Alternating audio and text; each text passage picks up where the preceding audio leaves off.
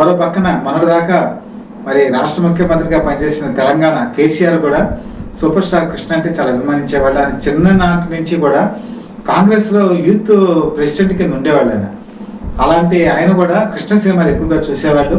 ముఖ్యమంత్రి అయిన తర్వాత కృష్ణ ఏ విషయం మీద వచ్చి అడిగినా కూడా ఆ విషయాన్ని వెంటనే ప్రతిస్పందించి చేసి పెట్టేవాడు కేసీఆర్. ఇలా ప్రతి ఒక్క రాజకీయ నాయకుడు పొలిటికల్గా సంబంధం లేదు, పార్టీలతో సంబంధం లేదు, మిగతా వాటితో ఎజెండాతో సంబంధం లేదు, కృష్ణని వ్యక్తిగతంగా లెక్క చేసేవాళ్ళు, ఆయనకి ఒక గౌరవం ఇచ్చేవాడు.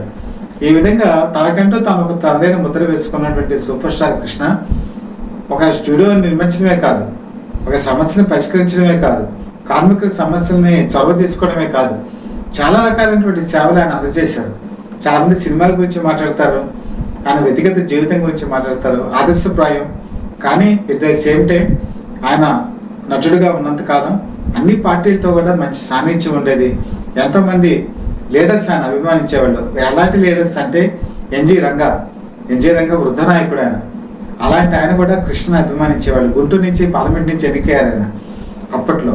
అలాగే తెన్నేటి విశ్వనాథం ఇక్కడ స్టీల్ ప్లాంట్కి సంబంధించి విశాఖపట్నంలో ఎన్నో ఉద్యమాలు చేశాడు ఆయన. ఆయన కూడా సూపర్ స్టార్ కృష్ణ అంటే అభిమానించేవాళ్ళు. ఇలా రాజకీయ నాయకులు, వృద్ధతరం నాయకుల దగ్గర నుంచి నేటి వరకు ఎంతోమంది ఆయనకి ఆదర్శప్రాయంగా నిలిచినటువంటి సూపర్ స్టార్ కృష్ణ. ఆయన నట జీవితం ధన్యం. ఆయన గురించి చాలా ఎపిసోడ్స్ నేను ఇప్పటికీ టెలికాస్ట్ చేయడం జరిగింది. ఇది బుక్స్ రూపంలో కూడా కొన్ని రాని విషయాలు నేను సేకరించి మీ ముందు ఉంచుతున్నాను. మీకు కనుక నచ్చినట్టయితే బెల్ ఐకాన్ ప్రెస్ చేసి సబ్స్క్రైబ్ చేసుకోండి.